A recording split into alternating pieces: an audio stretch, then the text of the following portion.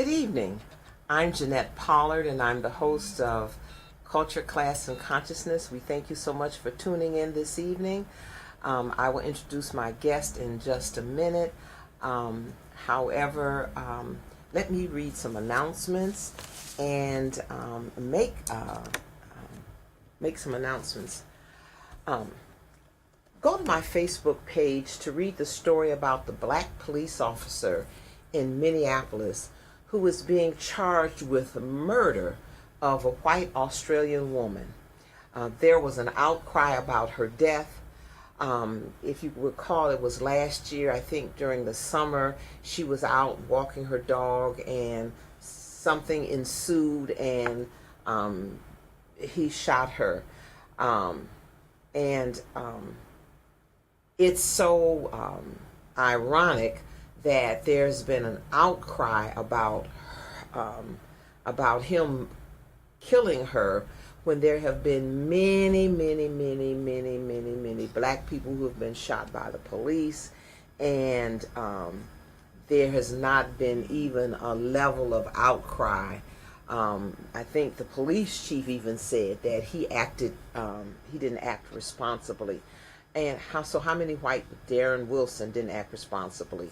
All of these others, I think one who's getting 20 years for killing somebody, Walter Scott, shooting him in the back 8 times.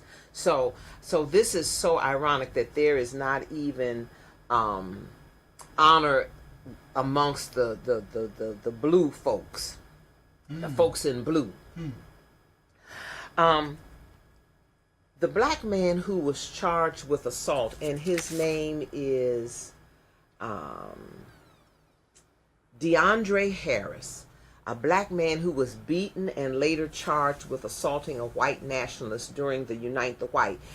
If there's a picture that went viral, that he's down on the ground in the entrance of a parking garage, and he is being kicked and beaten. But yet he was the one who was charged he was found not guilty on last Friday after footage of Harris's beating at the rally went viral. Harold Cruz, a North Carolina lawyer and chairman of the state's League of the South, brought a battery charge against this man. And he convinced a magistrate to file charges against Harris. The person who wrote this article, which appears in the Daily Kos, KOS.com, says that he said, "This is what white privilege looks like. 20 guys can beat you to a near pulp on camera and nobody gets arrested and nobody goes to court. But a young black guy who swings a flashlight at an old racist guy while he's trying to help defend somebody else who's getting beat up, he gets charged."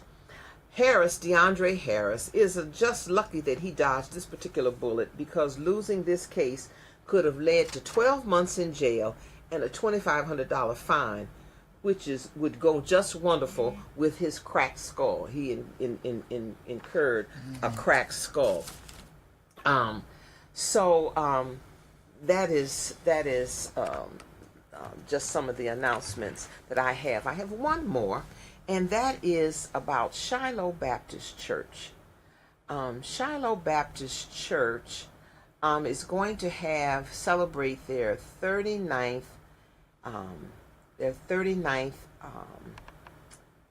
anniversary of their gospel choir. And I had a short history here and then it disappeared.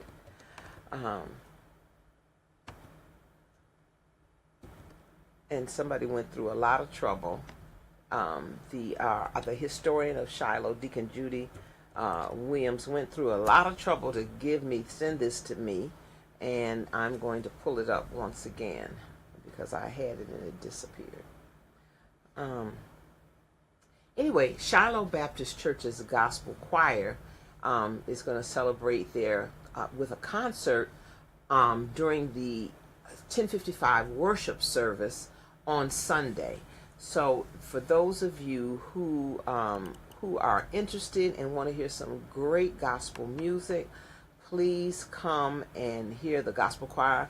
I am going to definitely stay. I'm singing at the first service, but I'm going to definitely stay and hear.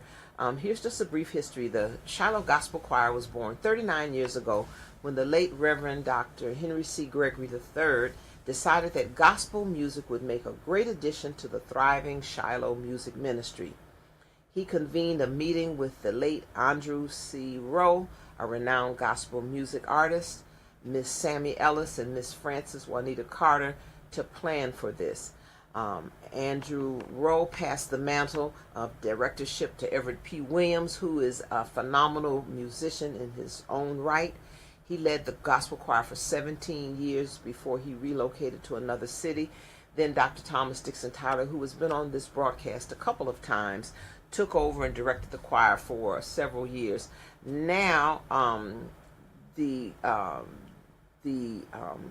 mantle of director is on Clark A. Perry, who is a two-time graduate of Mercer University in Georgia. In their 39 years in existence, they have sung for Presidents Bill Clinton, Ronald Reagan, George W. Bush, Barack Obama. They have been on nationally televised music programs in performance at the White House and at the annual Christmas show, NBC's Christmas show in Washington. So again, we hope that you come out on Sunday at 10:55 and listen to the phenomenal music of the great Shiloh Gospel Choir. To my right is a phenomenal poet. I heard him for the first time when he spoke at the debate of the decade last February 2017, over a year ago, and I've seen him a couple of times since then. And the last time I saw him was at a rally at Ballou High School. I was covering that, and I was just fascinated by how he does his presentation. So I am going to introduce him, and we're going to have an unusual interview. My guest is premier poet and author Stephen Silver, who is, by the way, an identical twin. His identical twin is Seth. Silver. I remember the name Seth Silver. Stephen, would you be so kind as to introduce yourself? Yes, thank you.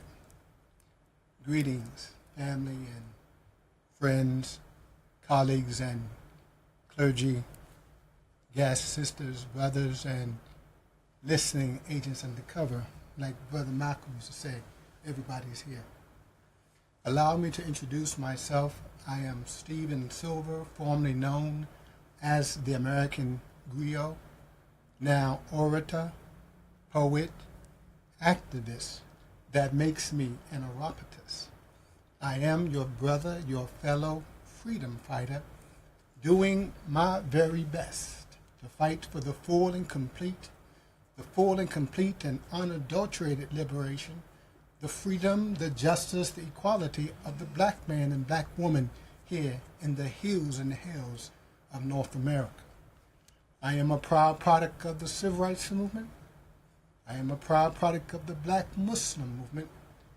Both movements unequivocally and equally great. I am the synthesis of Martin's love and Malcolm's hate. And for those who don't know me, for those who don't have a clue, let me just say right now that I'm pleased to meet you, and for all others who just don't know it, I am the one they call the poet. All right. What time is it? It's time for us to wake up. Okay.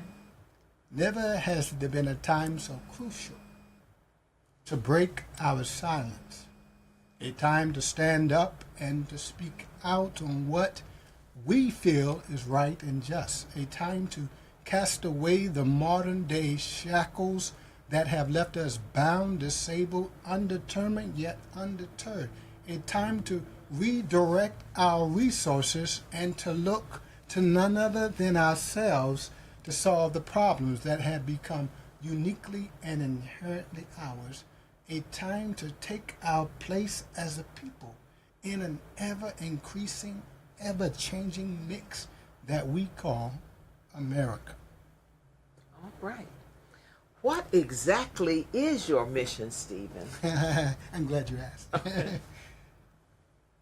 My goal, my mission, is to speak to the condition of hurting people, of poor people, of powerless people, be it African, be it Native, be it Hispanic, Asian, or Caucasian, hurting people, be it man, be it woman, be it boy, be it girl.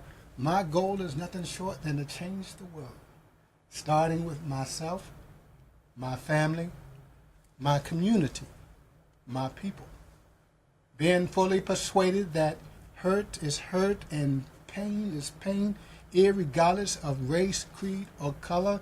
And in the end, I want to bear witness that I was a true follower of Jesus the Christ, that I offered my life as the ultimate and supreme sacrifice.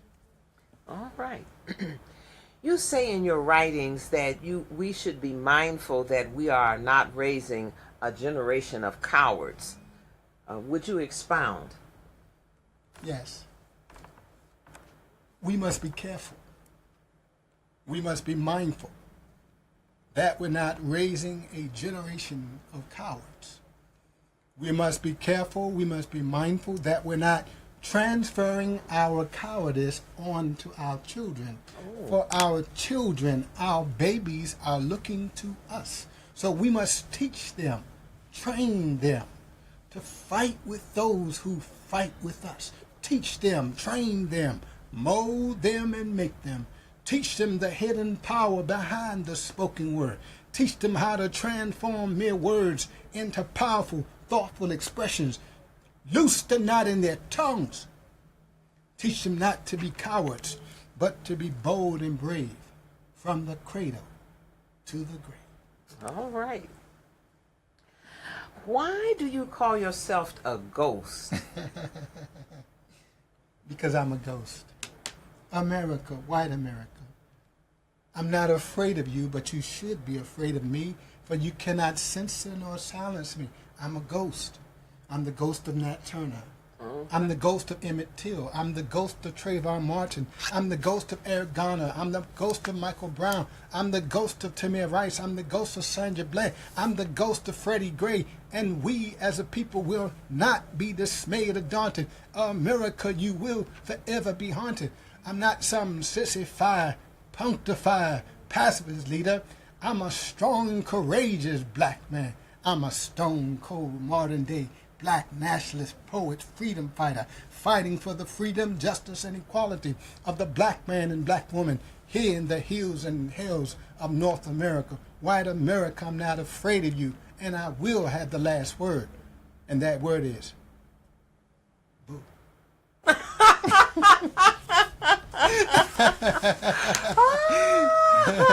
Oh, that's so great. You say that we as black people cannot find justice here in America, and I just read an announcement about how this man who was beaten to a pulp was charged. Would you expound on how we can't find justice in America? Justice. They're filling their jails and prisons with seemingly just us. Okay. But seriously, since we as blacks historically have not and seemingly cannot find justice, we are compelled to send a strong and clear message in that we want justice, and we want justice or else, and we will have this justice by any means necessary. America, since you will not heed the cries of our mothers and fathers who have lost their babies at the hands of a cruel, corrupt, criminal white police department and a broken judicial system, both either unwilling or just totally incapable of producing justice with them. Okay. Talk to us about the race situation in America. The race situation in America is extremely volatile, potentially explosive to say the least. We must act now or this ticking time bomb will explode. We who can must clearly articulate their legitimate, like I said, hurt, pain, and frustration with the corrupt, criminal white police department, and again, a broken judicial system, both either unwilling or just totally incapable of producing justice with them. This is almost a no-brainer that in 2018 that race is still a factor. To ignore race as a factor in determining how we should respond to other races would be a serious and costly mistake. Yes. It has been said that unless we learn from the lessons of history, that we will be condemned to repeat history. Dr. Philip McGraw, a prominent psychologist of our time, repeatedly says that the best predictor of future behavior is past behavior. We as blacks have irrefutable evidence that our relationship to whites have always been troubled, lacking to say the least.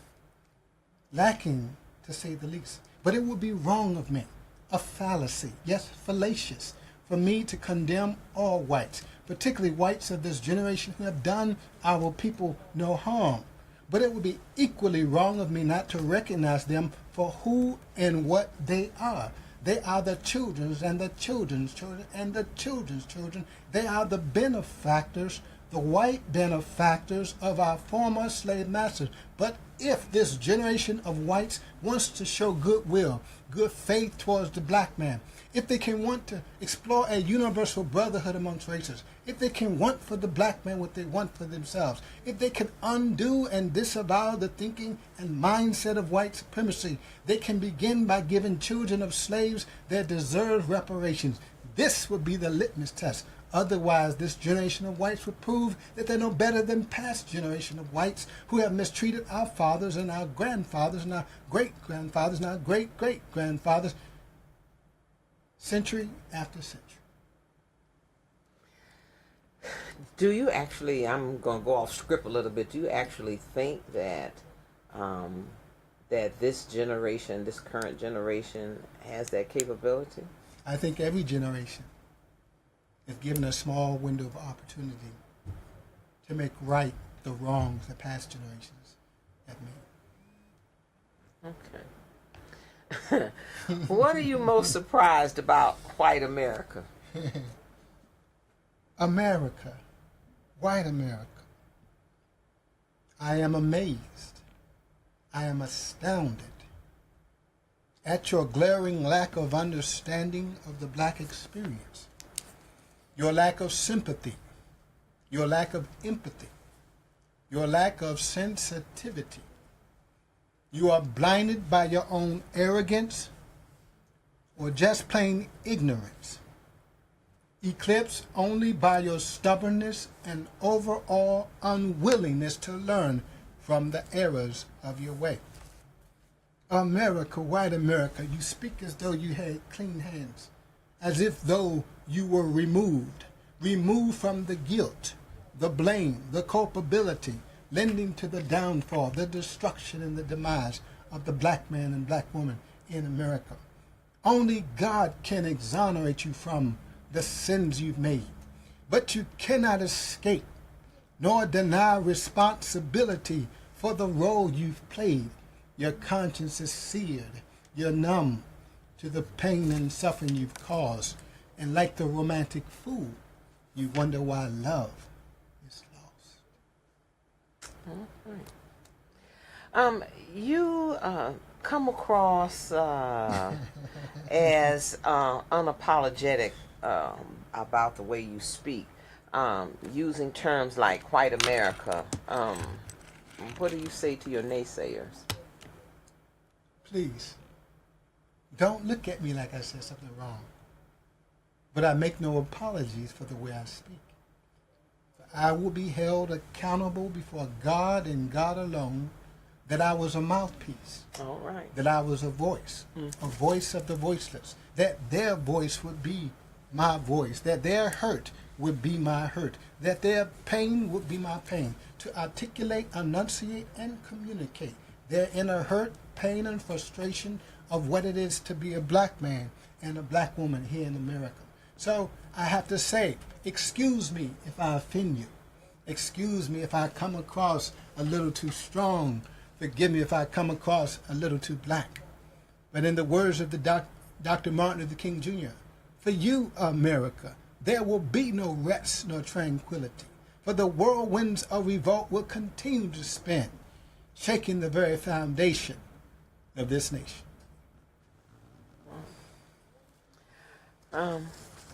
Well, you've pretty much introduced yourself. So, I have 2 poems to share. If you want sure, to. but I'm going to ask you some questions. That's fine. So, how did you get involved in poetry? When was well, first of all, let me ask you a little bit about your background in terms of where were you born and raised, and where did you go to school? I grew up in Washington, D.C. I'm a native Washingtonian, Howard University graduate. Okay. What was your major in school? History. Okay. History and theater.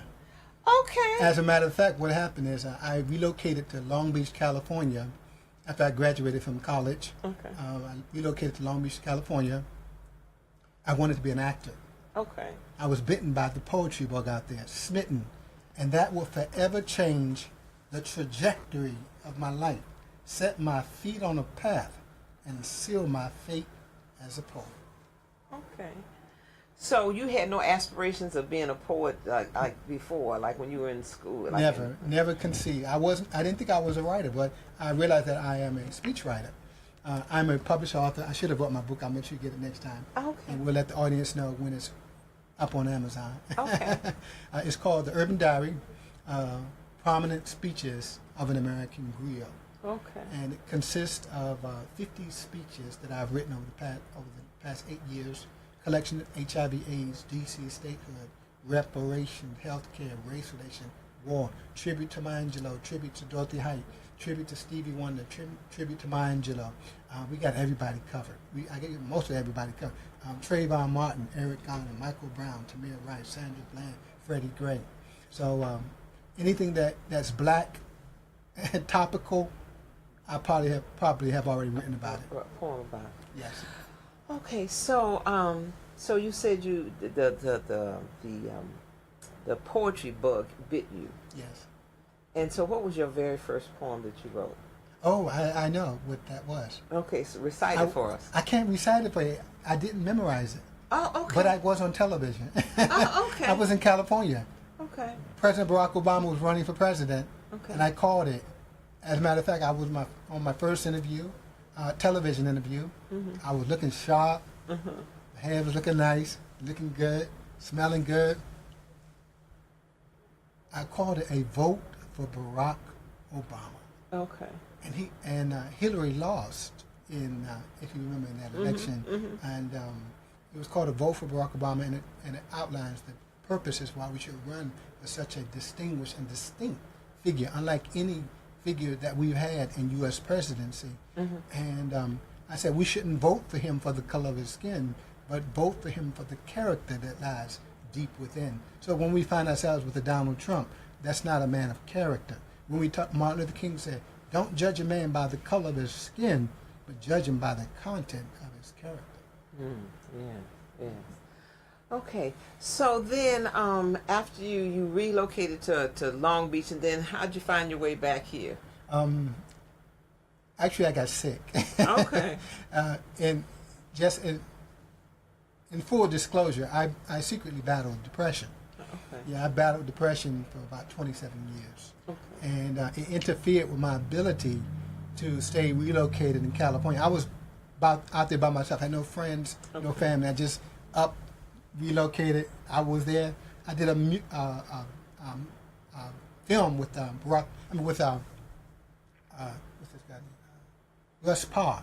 Oh yes, okay. Yeah, Russ Parr. I did this film. It was called Something Like a Business. Okay. The prostitution business. Oh. So I traveled 2,700 miles only for Hollywood to script me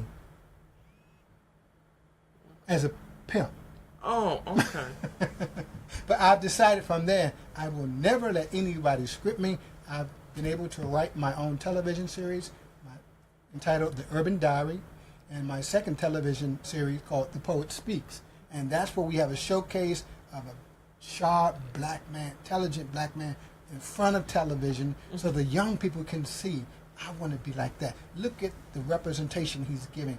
He said, this is what we need. This is what we need to see on television. So we must, like what you're doing, you are taking media and you are shaping it, and you're putting a picture of ourselves, and we can see ourselves, and we feel proud. We feel proud that you're on the radio, on internet radio. We always feel proud when we tune in and we can hear from you. We're proud of you. If no one else has said it, let me say it now and set the record straight. Let's give it up, Miss Paula. Thank you so much. Thank you so much, Stephen. Thank you so much. And we're going to invite you, I'm going to invite you as a member of the organizing committee of the National Black Men's Convention to write a poem. Oh, definitely. Most definitely. Thank you. Or you could use one of the 50 poems I've already written. Well, it needs to be that talks about the National Black Men's Convention. Oh, so, yeah. Yeah. So I know I can do that. I know you can do that. So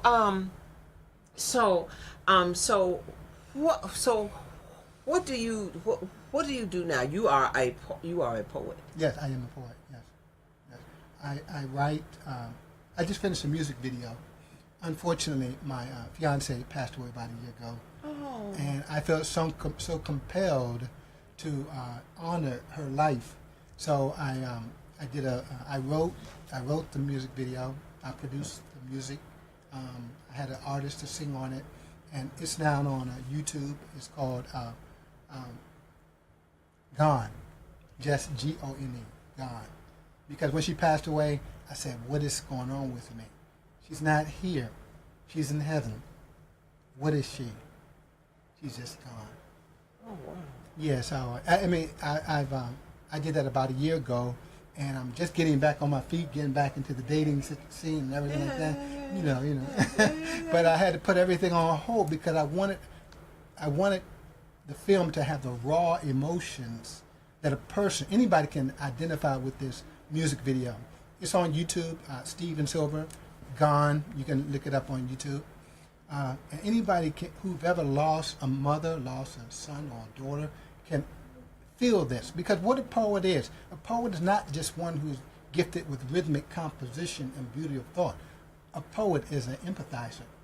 Okay. I can feel what you feel. I can say what others have difficulty saying. That's my gift. That's my calling. And it's my goal. I mean, every day I wake up with the same goal. I've done this for the past 10 years now. It's been 10 years since the California experience. And every day I wake up with the one goal, to be the most powerful black poet of the 21st century. Okay. My twin brother says I'm already there. So, Stephen just mentioned his book, The Urban Diary. The Urban Diary. You said that it's not up on Amazon. But it will yet. be soon. It will be up on Amazon. And let me say something about that. Sure. The Urban Diary is actually a television series too. And you can find that on Steven Silver, The Urban Diary, and you can look at all 3.5 hours of thundering poetry, thundering issues. We've got the minister, Mr. Louis Farrakhan. We talk about him. Okay. We talk about Maya Angelou. We talk about HIV/AIDS, DC statehood, reparations, healthcare, race relations, war, white Jesus. Easter is coming. My sister asked me if I would do a poem at a church. She said, "But don't do white Jesus." Well, what kind of? Well, progressive churches and conscious churches don't. They know that Jesus wasn't white. Thank you. I mean, they know. I mean, how can you hide in Egypt if you don't look like them I folks? totally agree. Isn't that something? The scripture is so plain. Yeah. And if Jesus was white, then why would he run to Egypt to hide? Yeah.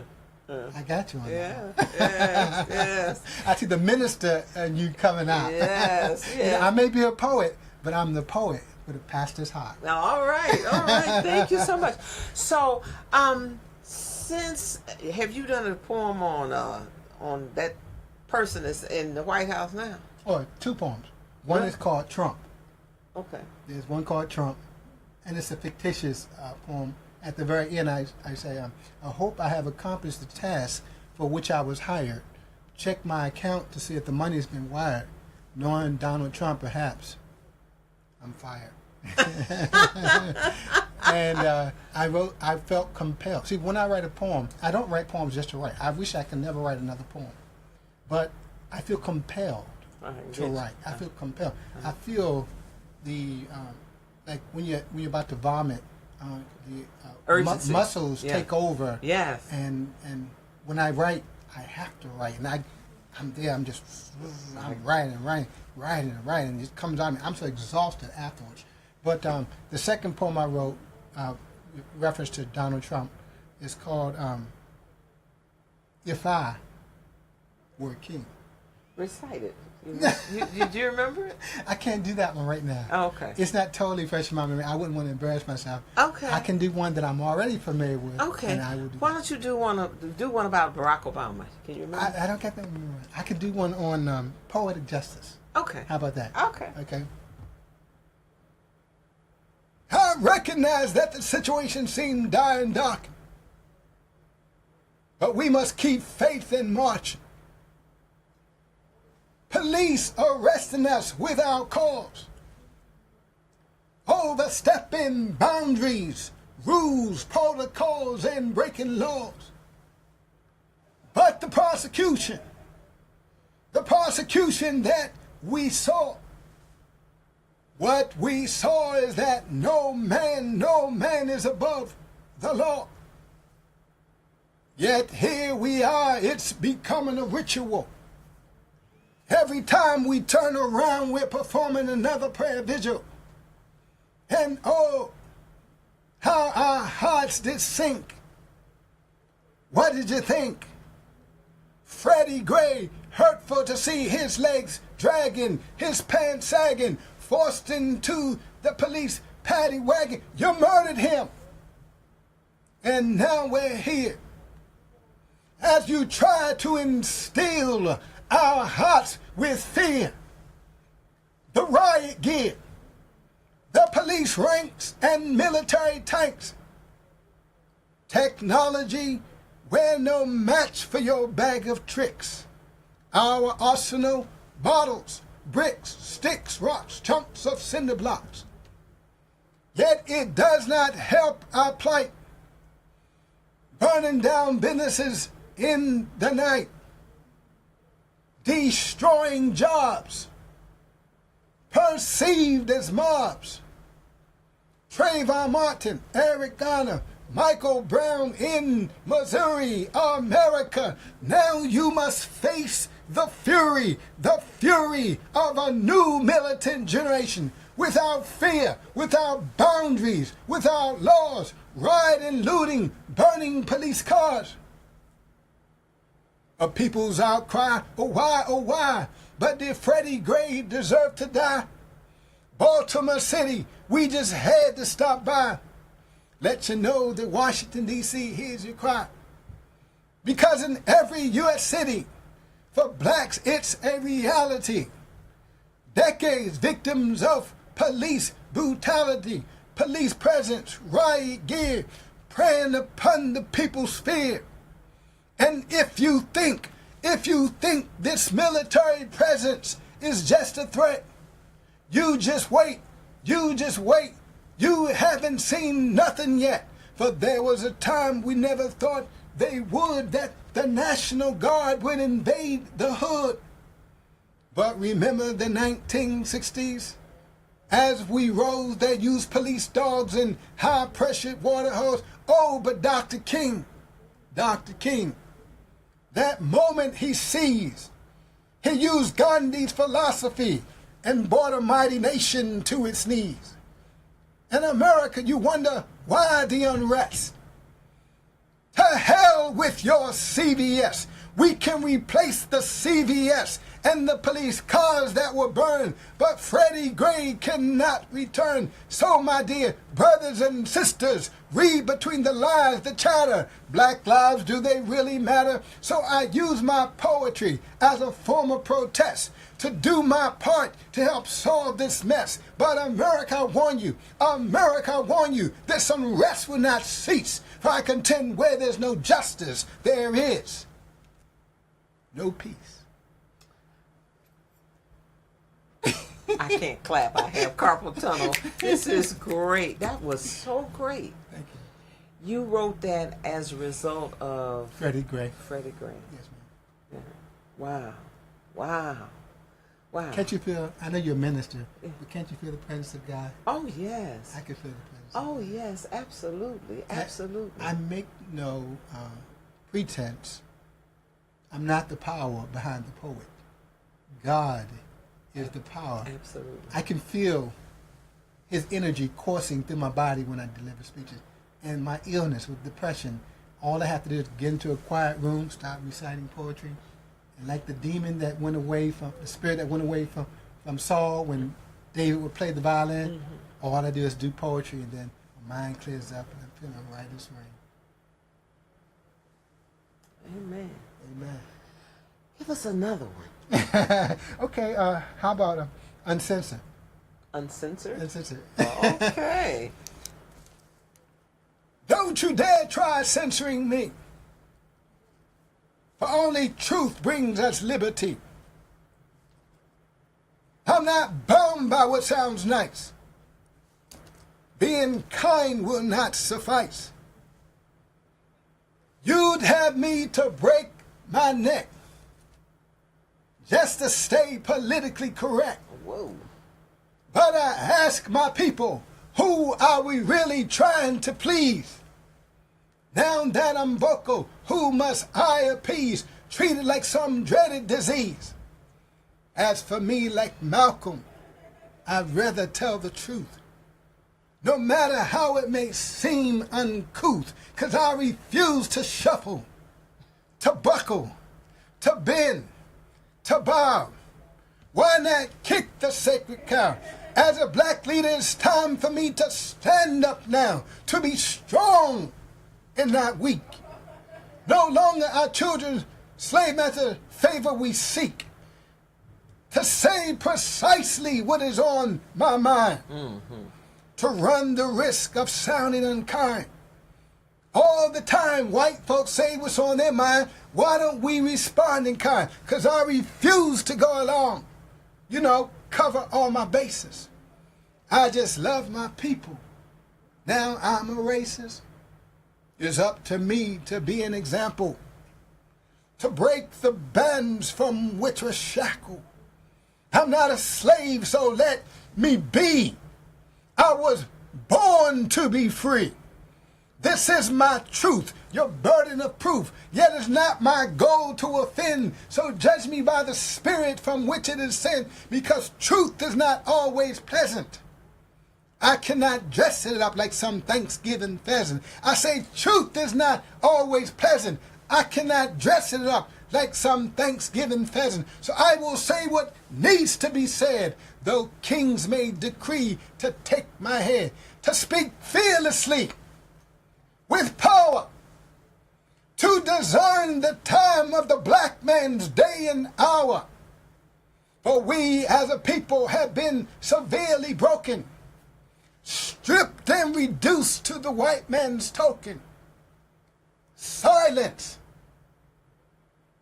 waterless hydrants, clouds without water, taught not to respond but obey master's order. Suck it up, and you better not shout, and don't neglect to show the white man respect. White man, I'm not your slave, I'm not your peasant. What I have to say now is not very pleasant. I'm not a slave, I will be heard, because I'm only as free as my spoken word. Amen. Amen. You deliver with such power. Well, as you said, it's the power of God behind you and in you. Yes, ma'am. That's great. That's great. Sometimes we ask people to call in, and sometimes people will hit us up on Facebook. But if you have any questions or anything that you want to ask Stephen, you can call in. There's the number right there, 301-429-9247. Or even if you want to contact him to do a poem at a function, you do that. I sure do. Yes, I do. If you want to contact him to do a poem at a function that you might be having at a church or any other kind of event, you can reach him. You want to give out your contact information? Yes, yes, sure. My name is Stephen Silver, Stephen spelled with a V. You can look up The Urban Diary by Stephen Silver. Like I said before, that's over 3.5 hours of poetry on issues of our day in Black America. If there's anything written about blacks, I've written it already. It's there. I believe I'm that comprehensive. I've been doing this for 10 years. You can also reach me on Facebook, again, Stephen with a V, Steven Silver. You can find me on Facebook and many pieces on YouTube. If you pull it up on your computer, you'll see other programs and projects that I've worked on. Okay. Do you have any other poems that you can recite for us? I sure do. Okay, I got one. Okay. Give me just 1 second. Sure. Apathy. Pop, pop! This foolishness has got to stop. Somebody just robbed and killed Red Dragon's mom and pop. It happened in the hood. A few up to nothing good. But wherein lies the answer? Violence spreading like malignant cancer. And then we heard the news. For a minute we are amused. Somebody's been accused. Once again we are confused. For a few seconds our disgust is mutual. 5 minutes later it's back to business as usual. Because apathy is the root of our moral atrophy. But the true test is what we do next. There's something wrong in our society when we cannot see, hear, or feel the sobriety. A crime notably and seemingly misplaced. Oh, what a waste, what a bad taste. Truly without reason or rhyme, the grit or the grime, such a terrible crime. We are tempted to just turn the channel. Simply place it upon life's mantle. Yet this stuff must cease. Can't blame the police, so let us attack, not merely react. Don't doubt it, think about it. What if it were your people who were killed? Then would it be a big deal? What should we do? Logic dictates this question we must diligently pursue, because all I'm asking is, what's the true crime we're masking? Oh, the answer's not hard. What if it happened in your backyard? Yes, what would you do? What would you do? What would you do if it happened to you? Oh, this violence, we say we hate it, yet we merely masquerade it, stealthily manipulate it, like water rising unabated. Yet are we the ones who create it, the way we tolerate it? Oh, but this environment of hatred, when nothing seems to be sacred. The problem is bigger, go figure, why did they put the gun's trigger? I dare to bet it is society who created such a mindset. This need for just such a little respect that seems so small, that created the gall that started it all, that created the character flaws, behavior bound by no religious laws. When our communities are soiled, like seething cauldrons, our blood must boil. Apathy. It's wrong when we don't feel the pain, like a little old woman walking in the rain. Yet this indifference, I swear, We as a people gotta care. Take action or reduce your neighbor to an abstraction. Because all I'm asking for you to do is simply put yourself in another man's shoes. Wow. Powerful. What was the story behind you writing that poem? It happened a couple of years ago in my neighborhood. It was broadcasted that they called the mama, the Korean store owners. The mother was shot and killed, and her husband was shot and killed just by some random individual. And it was so penetrating. I said, that's apathy. Apathy is when we turn the channel, forget about what happened in business as usual. That's apathy. Apathy is indifference. I think one person once said, the anger is profitable, but apathy, there's nothing you can redeemable about it. Apathy. Do you think that because of the repeated amount of violence that has been brought against black people as a whole in this country, that some black people have become apathetic, that, you know, I just saw on the internet where the police, a white police officer, killed a black man in his own backyard, and all he had was a cell phone, and they thought he had a gun. There was barely an outcry. There was barely anything that was... Can I respond with a poem? Sure, okay. Sure. I call this poem Connect the Dots. You got to work with me with this one. Okay. Yeah. American, America, between your walls we black folk have in him. Within a corrupt, criminal, white police system, we are witnessing an all-out assault against black people. America, white America, you have killed our young. You have killed our old. You have killed those in between. You have killed countless of unarmed black folk in 2018. Oh, but oh, what do we as righteous men say when men refuse to see the errors of their way? I know the situation seems bleak. I know the situation seems dire. But why the hell do we seem to keep putting out fires? Black people, open your eyes. Stop being surprised. I know in your hearts for justice you yearn, but perhaps we've reached the point of no return. Dr. Martin Luther King Jr. said, justice too long delayed is justice denied. So, no, we are not satisfied. Like military men, their secret mission has already been planned and discussed. So what does white America have in store for us? Brothers and sisters, connect the dots. Connect the dots. Slavery. Connect the dots. Civil war. Connect the dots. Segregation. Connect the dots. Subjugation. Connect the dots. Discrimination. Connect the dots. Failed integration. Connect the dots. Gentrification. Connect the dots. Infiltration. Connect the dots. Elimination.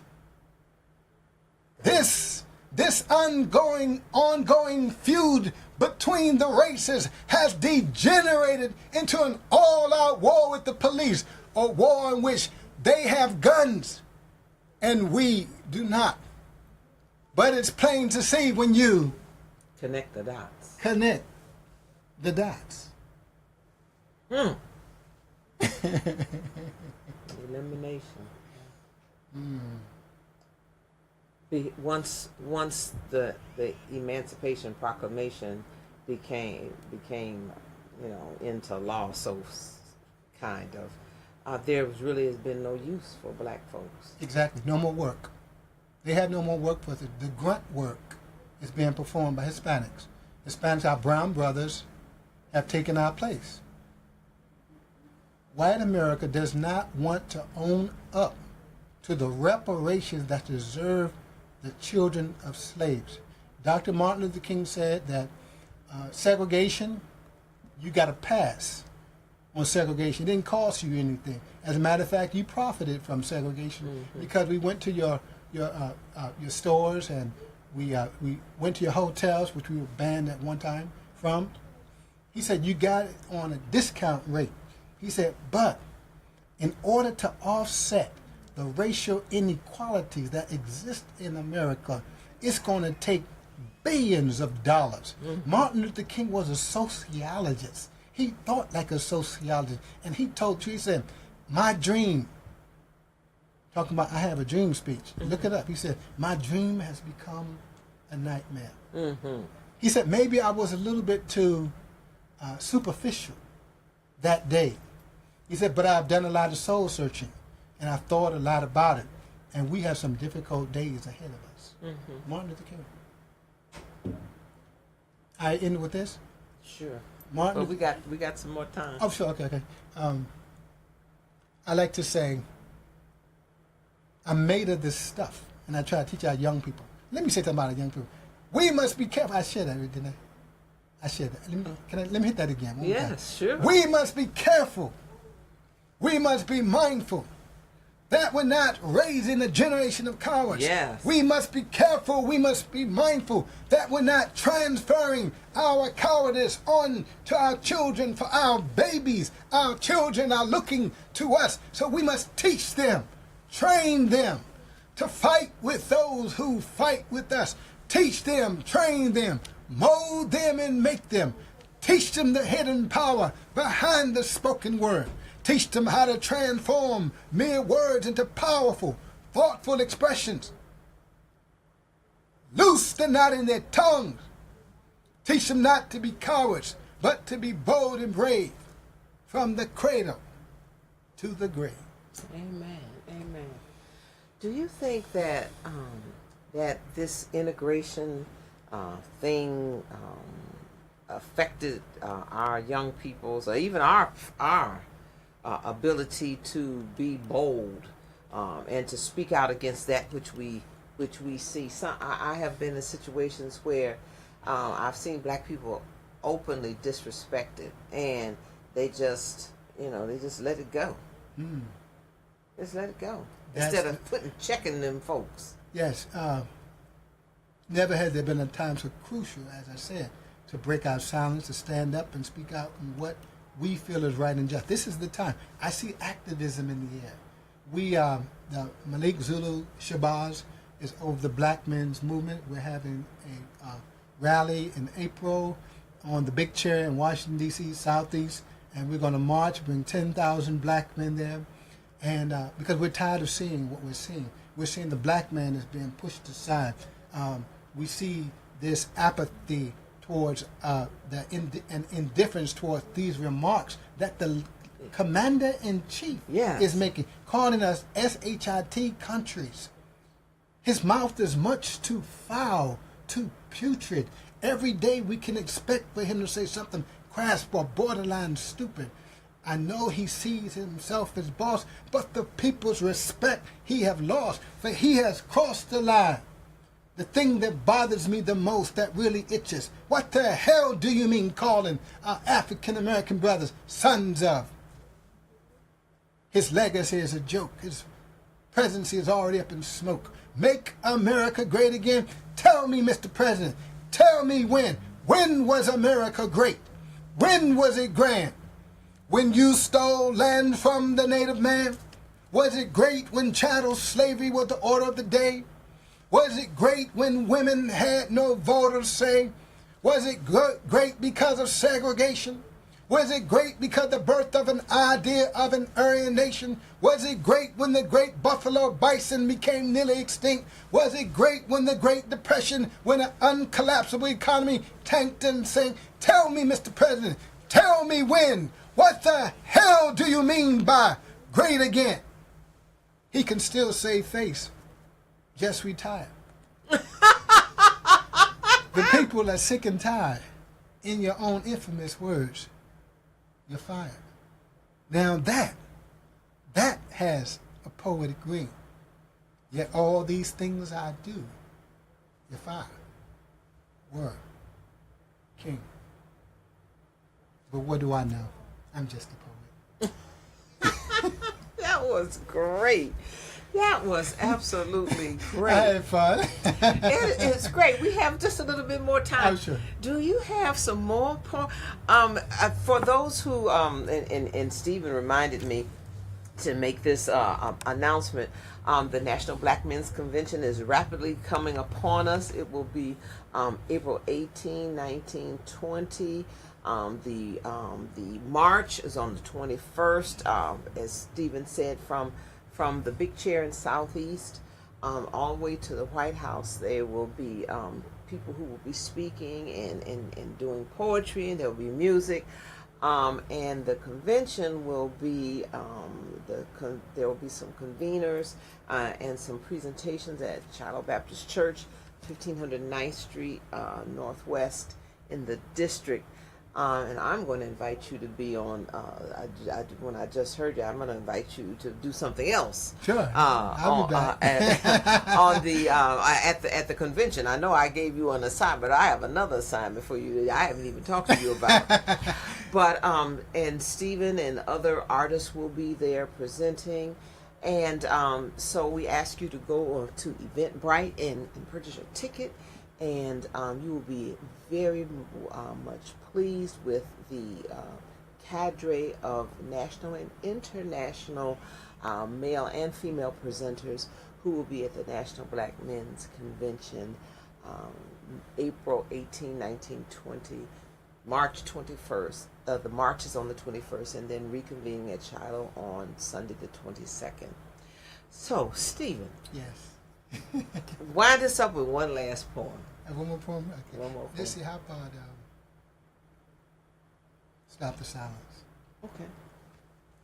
Our mission, first and foremost, is to serve local neighborhoods in the D.C. metropolitan area. Those who in the face of violence have lost their nerves. Neighborhoods, victims of violence. Those who in the aftermath of violence continue to shriek back into a perpetual state of fear and silence. Our mission is to comfort those who shed tears. For we are a small cadre of local businesses, neighbors, and volunteers. Yet what we fail to see is that we don't merely have a violence problem, but more accurately, a silence problem. And the only thing more criminal than violence is this incredulous silence. In our neighborhoods, drug dealers are shooting tit for tat. We will not, cannot stand for that. Too many people in their homes held captive. We've got to be creative and more proactive. In this day, we've got to do more than pray. We've got to be too righteous to kill, too proud to steal. There are drugs we've got to be too smart to deal. Oh, but the silence of the church. People let down and hurt. People have grown increasingly cynical. Why? Because Jesus Christ is no longer pinnacle.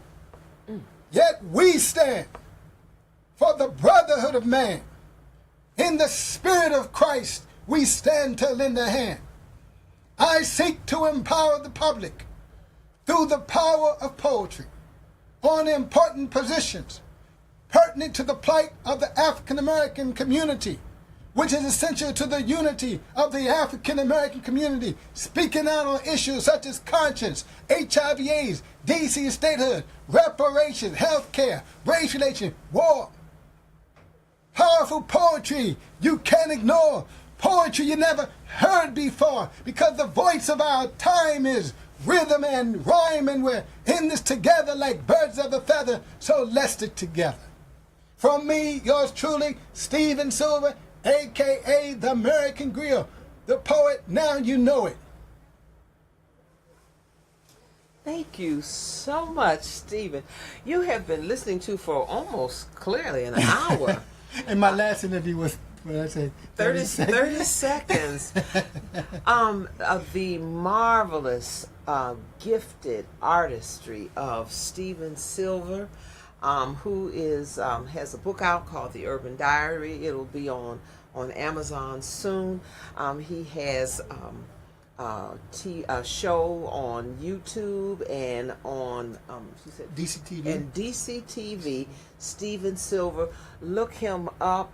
You will be, if you are fascinated and pleased with what he presented this evening. Just imagine he has 3.5 hours of this powerful poetry. I remember the first time I saw him, there was a room full of people at the National Press Club, and Attorney Shabazz asked him to close us out. And did you do that poem? I did, Poetic Justice. Oh, Poetic Justice. And it was just, it hushed the entire, it was like 300 or 400 people there. It hushed the entire audience. So again, I thank you so much, Stephen, for coming on my broadcast. My new friend. Yes, coming on my broadcast and being so dapper and sharp. By the way, he wore a white wool coat too. So he is just he is just sharp from head to toe.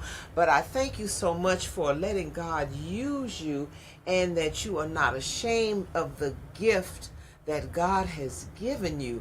You know, all I could think of was, as you were reciting, some of the poets of yesteryear, some of the poets that came through the Harlem Renaissance. Yes, yes. And I'm like, look at God. God, you know, everybody has their way of promoting justice and speaking out about issues that affect the black community. Mine is through my activism in this broadcast, and yours is through your poetry. Yes, ma'am. And everybody has a lane in which they run in. And stay in your lane. And stay in your lane before you cause an accident. I'm Jeanette Pollard. I'm the host of Culture, Class, and Consciousness. Thank you so much for tuning in. Next week will be DC mayoral candidate Ernest Johnson, who we will ask about his platform and why he feels compelled to run against Muriel Bowser as the next mayor of Washington, D.C. Thank you so much for tuning in. Good night. Good night.